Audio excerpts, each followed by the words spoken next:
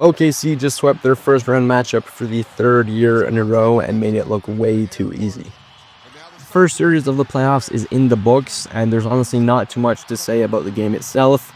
We all knew heading into the series what the outcome would be, but the Suns did at least make it interesting and only truly got blown out in game one, which is a far cry from what we saw with Memphis in round one last season. So I am thankful that the Suns at least made it interesting.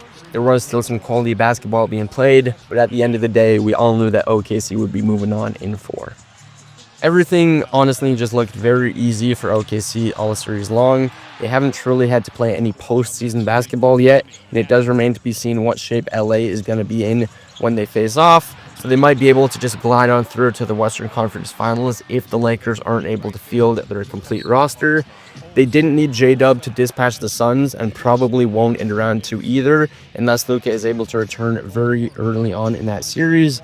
But anything beyond round two, the Thunder would really start to be feeling his absence. So it is critical that he's able to come back in some form for the conference finals and the finals if they get there. He hasn't been healthy all season long, so you do wonder if he's liable to get injured again, even if he takes his time before coming back. He really hasn't been able to get into any kind of rhythm this season, and that does have to be very tough on the body to get adjusted to, especially at a time like the postseason when the intensity gets up a notch. But hopefully he's back soon, and hopefully these are the last of the injuries for J-Dub. The Suns should feel very good about how this series went in spite of the sweep. We all knew it was coming, and they weren't supposed to even be sniffing the playoffs this early after hitting the reset button this offseason by offloading KD and waiving Bradley Beal. So it was a successful season for Phoenix, and there is a lot more for them to look forward to in the future than was projected coming into this season.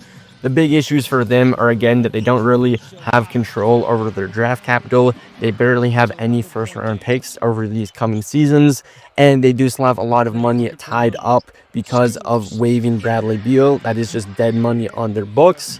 And with guys like Jalen Green and Dillon Brooks eligible for extensions this offseason, you do wonder how much money they're going to have available to actually upgrade the roster. But on the whole, still a successful season for Phoenix, much better than anyone projected coming into this one. The Thunder now have a long layover before round two starts and didn't have to exert themselves much against the Suns. So even beyond the plus of just having played less games through round one than any other team, they also should have much fresher legs through 4 games than any other team. And every game they can save playing now is going to help them in the long run as the playoffs begin to take a toll in the later rounds. So it is very beneficial for them that they were able to complete this sweep.